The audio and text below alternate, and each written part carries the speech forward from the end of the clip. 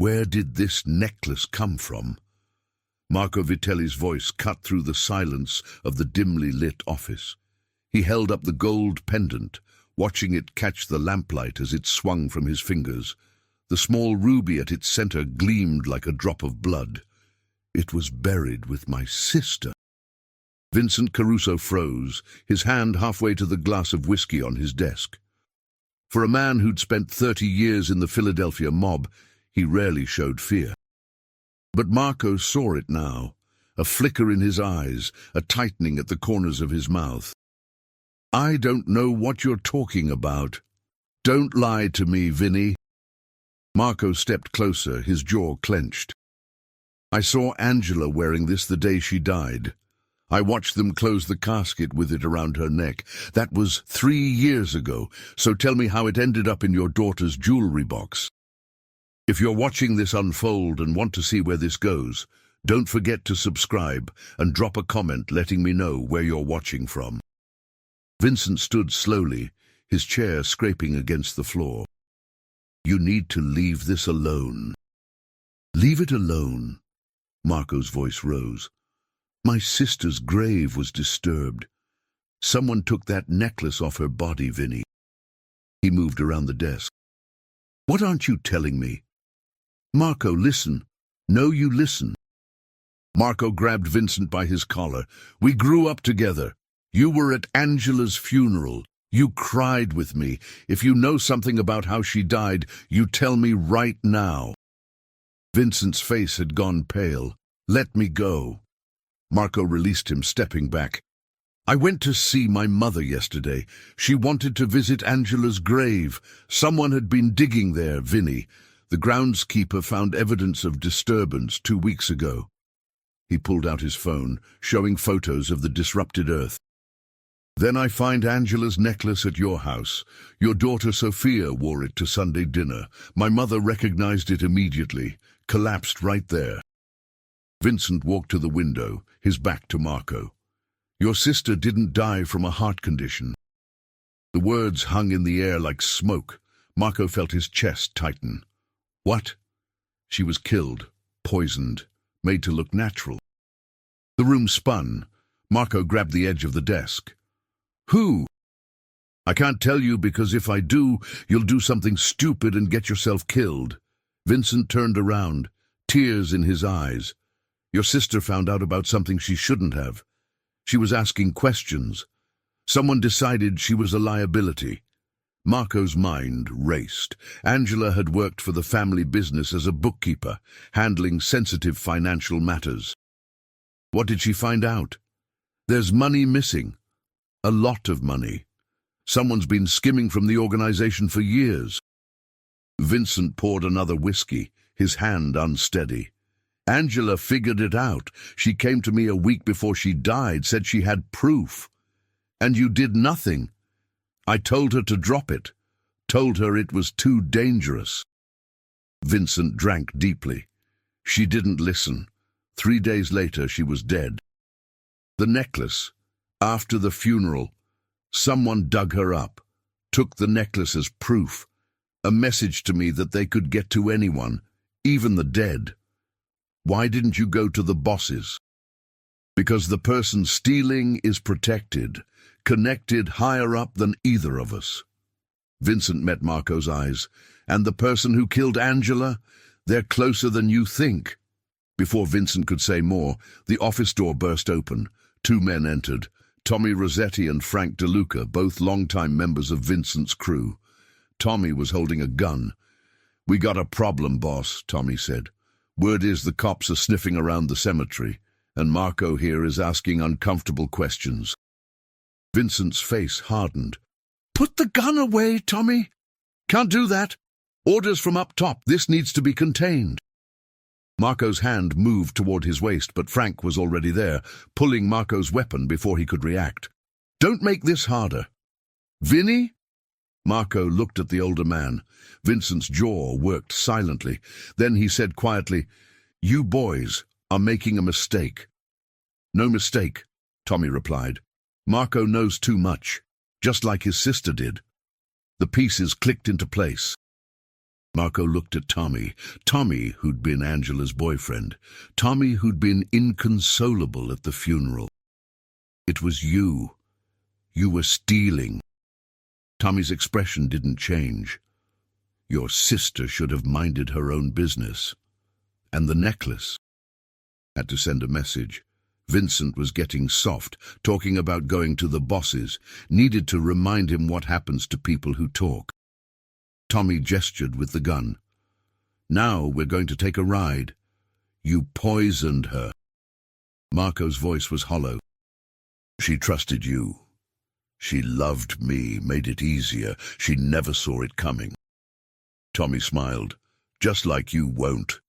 Vincent moved then, faster than expected. He grabbed a paperweight and hurled it at Tommy, striking his gun hand. The weapon discharged, the shot deafening. The bullet went wide, smashing through the window. Marco lunged at Frank, driving his shoulder into the man's midsection. They crashed into the bookshelf. Tommy was recovering, raising his gun. Vincent tackled him from the side. Marco punched Frank hard, grabbed his weapon and turned toward Tommy. "Don't!" Vincent shouted. Marco had a clear shot. Tommy was struggling to aim at Vincent. It would be so easy. Justice for Angela. But shooting Tommy here would start a war. If Marco pulled the trigger, he'd be marked for death. "We do this the right way," Vincent gasped, pinning Tommy. "We go to the bosses. Show them proof." "What proof?" Marco kept his gun trained on them. "Angela's evidence died with her." "No, it didn't." Vincent looked up. "I kept it. Everything she showed me. Copies of financial records, transaction logs, offshore accounts. It's all in my safe." Tommy thrashed violently. "You're dead, old man. The bosses will never believe you over me. I've got protection." "You've got nothing," Vincent cut him off. "Angela documented everything, including conversations, names, dates, who knew what and when." Marco's heart pounded. With proof, they could go to the commission, but getting there alive was another matter. "Frank," Marco said, "you in on this?" Frank shook his head frantically, blood dripping from his nose. "I swear I didn't know. Tommy just said we had orders." "He's telling the truth," Vincent said. "Go get Carlo and Jimmy. Tell them we need backup. Tell them it's about Angela Vitelli." Frank hesitated, then ran from the office. Tommy had stopped struggling and laughed bitterly. "You think this ends with me? The money I took, millions over 5 years, you think I could do that alone? Who else?" Marco demanded. "Names he'll give to the bosses," Vincent said, "in exchange for a quick death instead of a slow one." Sirens started in the distance, growing closer. Someone had called police about the gunshot. They had minutes. "The safe," Marco said. "Where is it?" Vincent told him. Marco ran to the back office, found the safe behind a painting. Inside was a thick manila envelope labeled with Angela's name in her own handwriting. Marco grabbed it, his sister's neat script blurring as tears filled his eyes. She'd known she was in danger. She'd prepared for this. The sirens were louder. Carlo and Jimmy burst in, restraining Tommy. Vincent stood, wincing and holding his ribs. "Take Tommy to the warehouse on Delaware Avenue," Vincent ordered. "Secure him. Don't let anyone know except the people in this room." "What about the cops?" Jimmy asked. "I'll handle them. Broken window, vandals, nothing to worry about." Vincent straightened his shirt. "Marco, take that envelope and disappear for 24 hours. Go somewhere nobody knows. I'll reach out to the commission, arrange a meeting." "I'm not leaving you. You don't have a choice. They want you dead. If you stay visible, they'll try again." Vincent gripped Marco's shoulder. "Your sister spent her last days gathering that evidence. Don't let her sacrifice be meaningless." Marco nodded, throat too tight for words, and slipped out into the Philadelphia night. He moved quickly through the alley, his mind working through next steps. First, review Angela's evidence. Then figure out who Tommy's protection was. The necklace had led him this far. Now his sister's own words would guide him the rest of the way. As he walked, Marco touched the envelope through his jacket, feeling its weight. 3 years ago, he'd stood at Angela's grave and promised to live a good life. Now he understood that honoring her memory meant seeking justice, no matter the cost. The streets stretched out before him, familiar and suddenly foreign. Every shadow could hide a threat.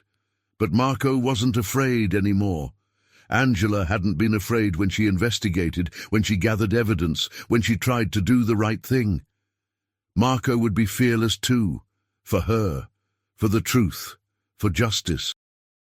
The safe house was in Fishtown, a small apartment above a closed bakery. Marco hadn't been here in years, but the key still worked. He locked the door, drew the curtains, and opened the envelope.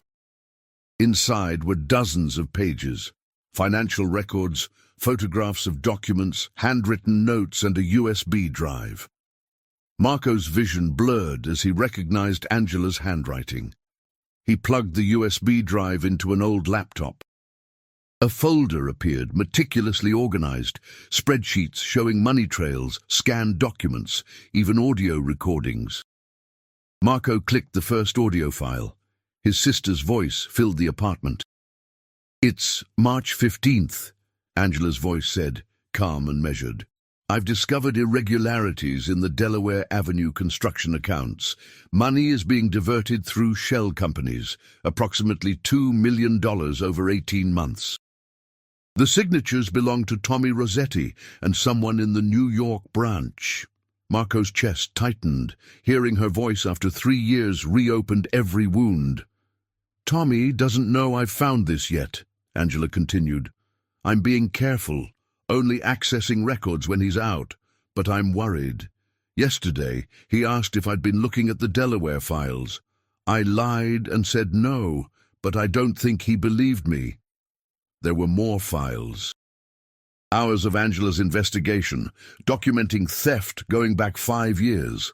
Tommy had been stealing systematically, using his position to cover tracks, but he hadn't been alone.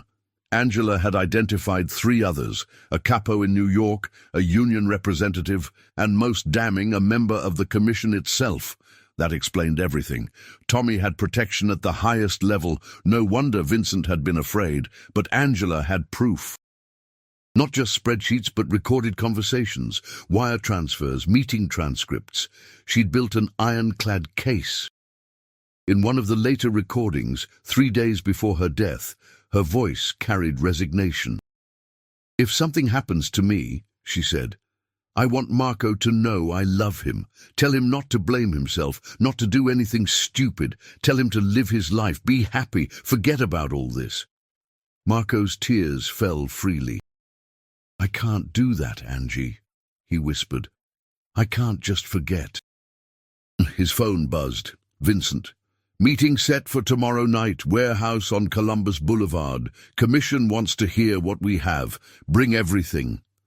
Marco replied, "I'll be there." He spent hours reviewing everything, taking notes, cross-referencing. Angela had been brilliant. Every detail documented, every connection mapped. She'd known the risk. As dawn broke, Marco stood at the window watching the city wake. Somewhere, Tommy was being held, terrified. Somewhere, his accomplices were scrambling. And somewhere, Angela's grave stood disturbed, but not forgotten. Soon, Marco thought, he'd tell her justice was coming. His phone rang. Unknown number. "Marco Vitelli?" A woman's voice, professional, cool. "Who's this?" "Detective Sarah Chen. I'm investigating the grave desecration at Oak Hill Cemetery." She paused. "I believe it's connected to your sister's death." Marco's mind raced. "I'm listening." "I need to speak with you officially. There are things about your sister's death that don't add up." Another pause. "I think she was murdered, Mr. Vitelli, and I think you know who did it." "I can't talk to you. Can't or won't. Your sister deserves justice. It's being handled through proper channels." Marco kept his voice neutral. "Give me 48 hours. "Marco!" He hung up. A police investigation was the last thing he needed. If cops started digging, people would panic. Evidence might disappear. This had to be handled internally, But Chen's call reminded him the clock was ticking. He needed to get through tomorrow's meeting and hope the commission valued truth over politics. His phone rang again. Vincent. You talked to a cop? Just now. How'd you know? She called me too. Chen's been investigating Angela's case for months. She's persistent. Vincent sighed. She's going to be a problem. I told her to give us 2 days. She won't. Cops don't work like that. Vincent was quiet. Listen, Marco, tonight's meeting will be dangerous. The people we're accusing will fight back. Be prepared for anything. I am. No, you're not. You're angry, grieving, looking for revenge. That makes you unpredictable. Vincent's voice softened. Angela was like a niece to me. I want justice as much as you do, but we have to be smart. One wrong move, and we both end up like her. Marco knew he was right. Emotion was a luxury he couldn't afford. What's the play? The commission agreed to hear us because they want to know who's stealing. That's our leverage. We give them Tommy and his associates. They give us protection and justice. Vincent paused. But Marco, one of the people we're accusing sits on the commission itself. When we name him, things will get ugly. Who is it? Salvatore Greco, New York. Been on the commission 15 years, controls half the unions. Vincent's voice dropped.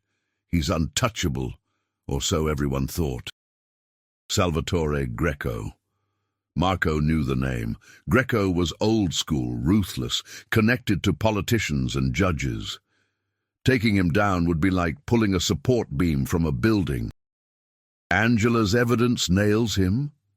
She has him on tape discussing the Delaware project, talking about percentages, payoffs, distribution. It's damning. Vincent exhaled. But even with proof, the commission might decide Greco's too important. They might sacrifice Tommy, but protect him. Then what? Then we take what we have to the FBI. Vincent spoke carefully. Angela's evidence is enough to bring down half the organization. If the commission won't give us justice, we burn it all down. Marco understood. This wasn't just about avenging his sister. It was about whether the organization could police itself, whether honor still meant anything. Tomorrow night, Marco said, we present the evidence, let the commission decide. And if they choose wrong? Then Angela gets her justice another way. Marco looked at the files. Whatever it takes, Vinny. They talked strategy for another hour. When they hung up, Marco felt the weight of what was coming. Tomorrow would determine everything. People would die. Alliances would shatter. The organization would either reform or tear itself apart. He thought about calling his mother, but decided against it. She'd been through enough. When this was over, he'd explain everything. Marco lay down. Angela's evidence clutched to his chest, trying to rest. Sleep came in fits, haunted by dreams of his sister, her laugh, her voice, the way she'd ruffle his hair. In his dreams, she was alive and safe. In his dreams, Tommy had never poisoned her. But dreams always ended. Reality was tomorrow's meeting, the evidence in his hands, and the choice the commission would make. Reality was dangerous and uncertain. Marco welcomed it. After 3 years of not knowing, he finally had purpose. He finally had a chance to make things right. Tomorrow, Angela's truth would be heard. Whatever happened after, at least she'd have that. Her voice, her courage recognized. It was more than most people got. Marco intended to make sure it was enough. The warehouse on Columbus Boulevard stood dark against the Philadelphia skyline, windows like hollow eyes, watching the Delaware River. Marco arrived early, parking 2 blocks away and approaching on foot. Vincent was already there with Carlo and Jimmy. They nodded grimly. "They're inside," Vincent said quietly. 5 commission members. Greco isn't here. Sent his underboss. Says he's dealing with business in New York. "Convenient," Marco replied. "He knows what's coming." "Probably." Vincent checked his watch. "Ready?" Marco patted his jacket where the evidence was secured. "Ready." They entered together. The warehouse interior was cavernous, lit by harsh fluorescent lights, creating more shadows than illumination. In the center, a makeshift conference table held 5 men: Anthony Russo from North Jersey, Michael Fontana from South Philly, James O'Brien, who controlled the docks, Robert Marino from Delaware County, and Dominic Castellano, Greco's underboss. All powerful, dangerous. Their combined authority could order executions or start wars. Marco felt the weight of their collective gaze. "Marco Vitelli," Russo said, voice like gravel. "What brings you here tonight?" Marco pulled out the envelope and USB drives, setting them on the table. "My sister's murder." The temperature seemed to drop. O'Brien leaned forward. "Your sister died of natural causes, heart condition. Very sad." "She was poisoned," Vincent said. "We have proof, and we know who did it." "That's a serious accusation," Fontana replied. "You better have more than suspicions." Marco spread Angela's documents across the table. "My sister discovered someone was stealing from the organization, millions over 5 years. She documented everything, accounts, shell companies, people involved." He placed the USB drives before them. "These contain audio recordings, wire transfers, meeting transcripts, everything you need." Russo picked up a drive. "And the murder? Tommy Rossetti poisoned Angela to keep her quiet. He was the primary thief, but he wasn't alone." Marco met Castellano's eyes. He had protection from New York. Silence. Castellano's face remained impassive, but Marco saw his jaw tighten. "That's quite a story," Marino said. "You have proof of this protection." "Angela recorded a phone call between Tommy and Salvatore Greco," Vincent said. "They discussed the Delaware Avenue project, how to hide money, what to do about Angela. Greco ordered her death." The room erupted. Russo stood, face red. O'Brien cursed. Fontana demanded to hear the recordings. Only Castellano remained quiet. "You're accusing a commission member," Castellano said softly. "That's not something you walk back from." "I'm stating facts," Marco replied. "Facts my sister died for." Russo grabbed a USB drive and plugged it into a laptop. They spent the next hour reviewing Angela's evidence, financial records, audio recordings, paper trails. With each revelation, the atmosphere grew heavier. When Greco's recording played, his voice unmistakable, discussing handling the Vitelli problem, even Castellano couldn't maintain composure. "This is fake," Castellano said, but his voice lacked conviction. "Shut up, Dominic," O'Brien cut him off.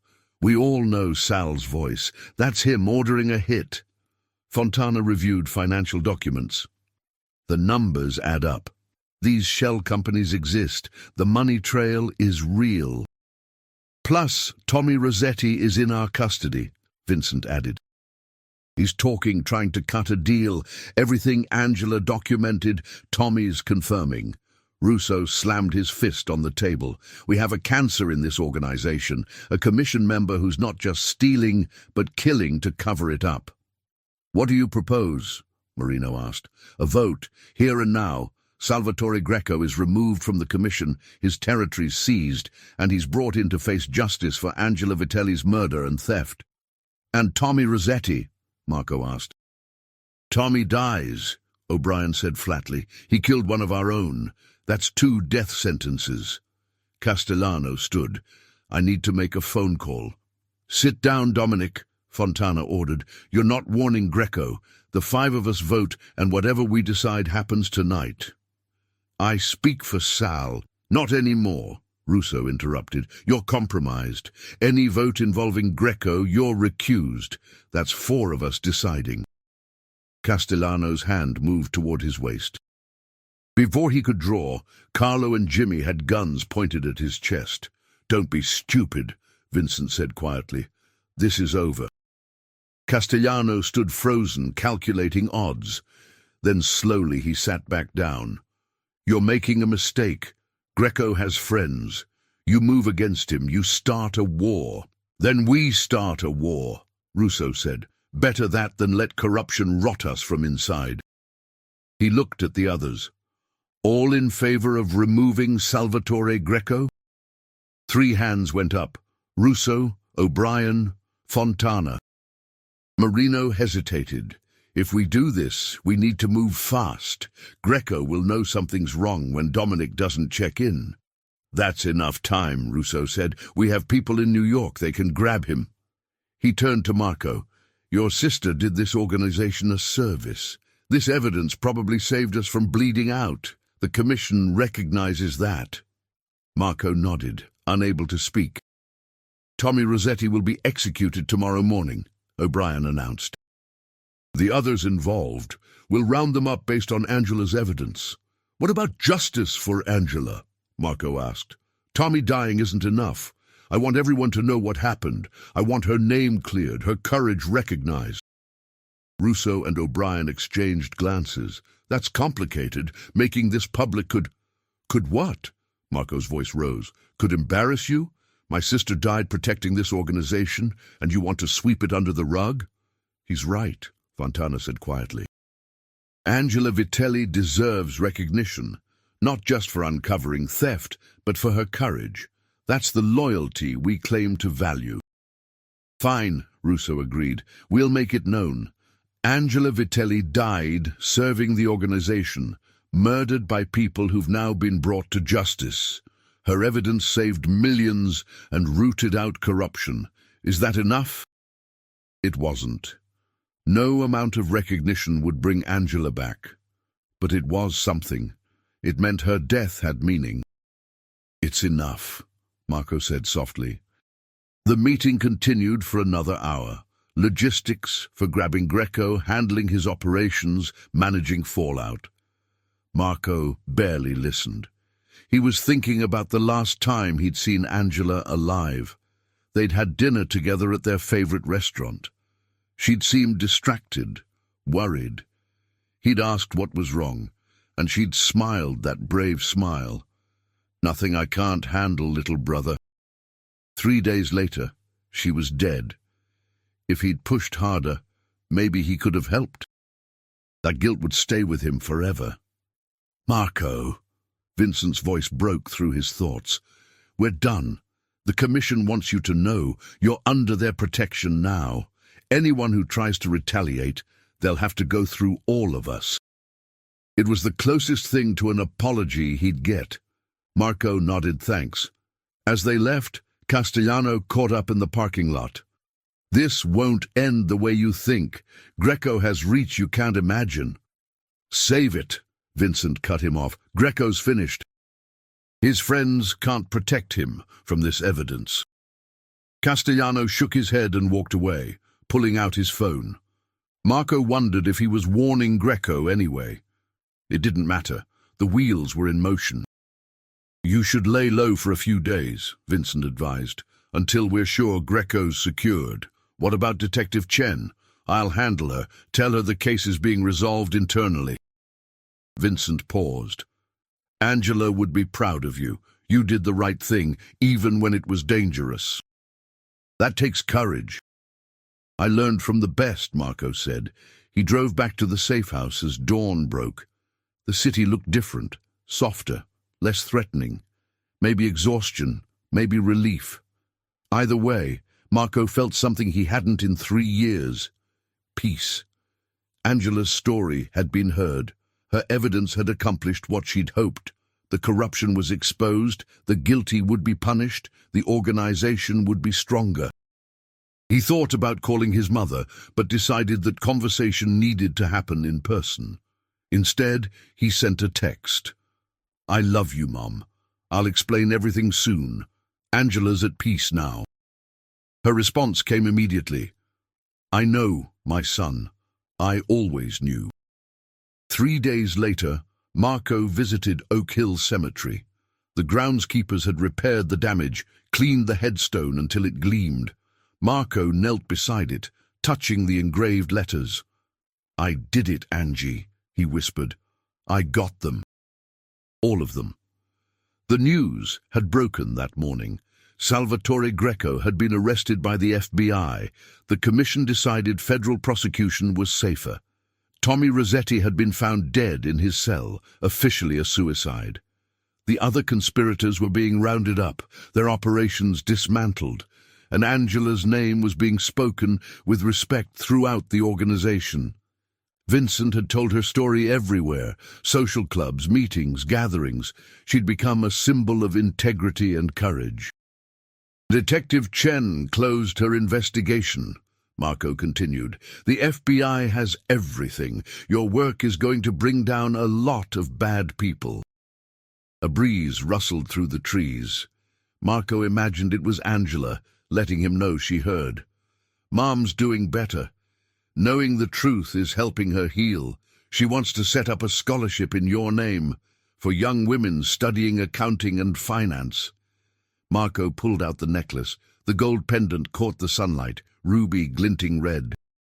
It had started all this. Now it needed to return where it belonged. I'm going to put this back with you, where it belongs. He'd arranged everything with cemetery management. They'd agreed to let him place the necklace in the grave properly. Footsteps behind him. Vincent approached, carrying flowers. Thought you might be here, Vincent said. He placed white roses, Angela's favorites, beside the headstone. I wanted to pay my respects and thank her. She saved all of us. Another few years of that stealing, and the organization would have bled out. She did it because it was right, Marco said, not because she expected thanks. I know, that's what makes it mean something. Vincent knelt beside Marco. The commission voted to compensate your family for Angela's service, for everything. It's not blood money, it's recognition. Marco didn't want money, but refusing would insult Angela's memory. Put it in the scholarship fund. That's what Mom wants. Done. Vincent was quiet, looking at the headstone. I'm sorry, Marco, for not protecting her better. You couldn't have known. I should have. Should have seen what Tommy was doing. Vincent's voice was thick with emotion. She came to me for help, and I told her to drop it. She'd probably still be dead. Just earlier, Greco would have killed her the moment he knew. Marco stood, helping Vincent up. You kept her evidence safe. You helped me get justice. That's what matters. Vincent nodded, accepting the absolution. They stood together in silence, two men carrying guilt and grief, and the small comfort of justice served. What will you do now? Vincent asked. Marco had been thinking about that. I don't know. The world Angela was part of. I'm not sure I belong there anymore. You're always welcome. The commission made that clear. You have protection, respect, opportunities. Maybe. Or maybe I'll do something different. Start fresh. Live the kind of life Angela wanted for me. Honest, clean, away from all this. She'd like that. Yeah. Marco touched the headstone one last time.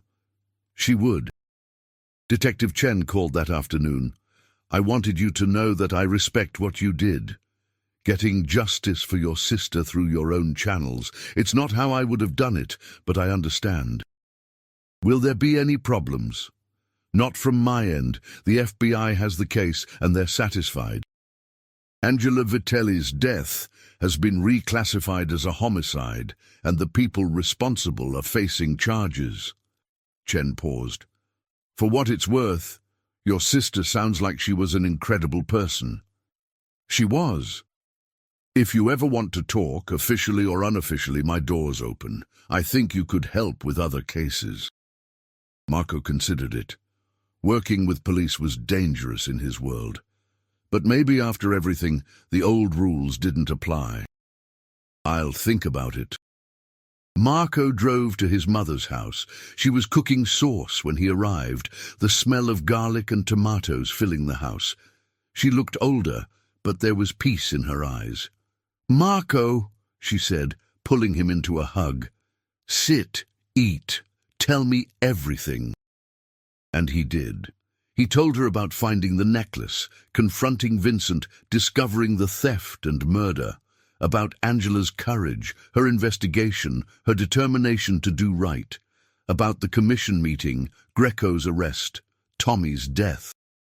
His mother listened quietly, wiping tears. When he finished, she took his hands. "Your sister loved you so much. Everything she did, all the risks, part of it was to protect you, to make sure you'd have a future in an organization that wasn't completely corrupt. I know. So don't waste that gift. Don't let her sacrifice be for nothing." She squeezed his hands. "Live well, Marco. Live honestly. Be the man Angela believed you could be." "I will," Marco promised. "I'll try." They ate dinner together and talked about memories, good ones, before darkness touched their family.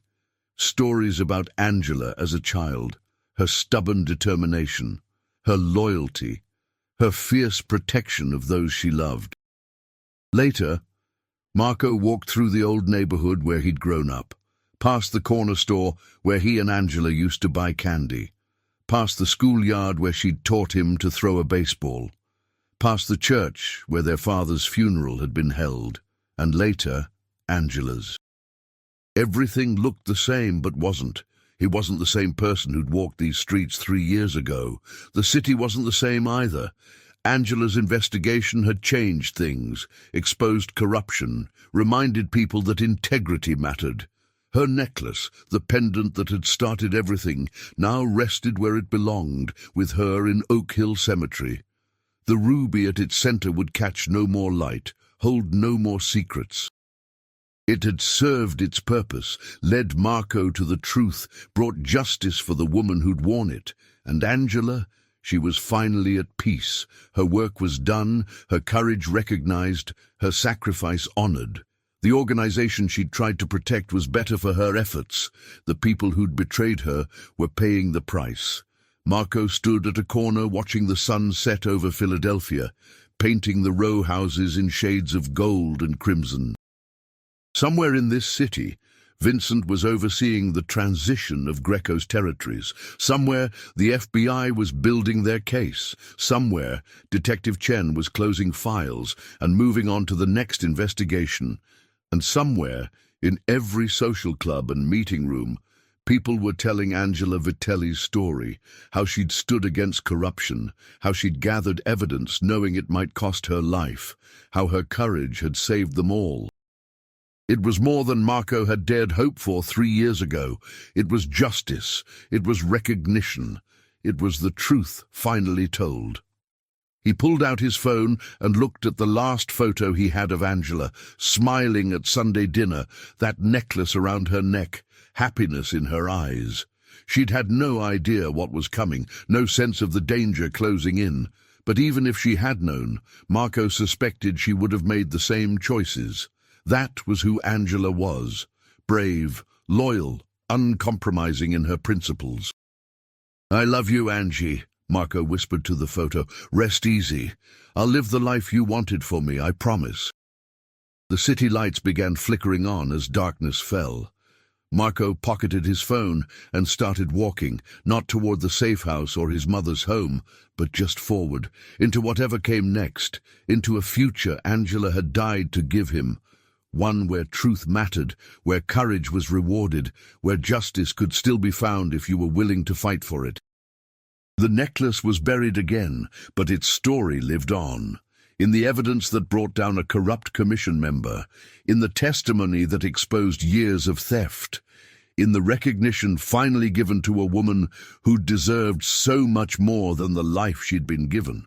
Marco walked through South Philadelphia streets, a survivor carrying the weight of his sister's legacy, and for the first time in 3 years, he felt ready to bear it.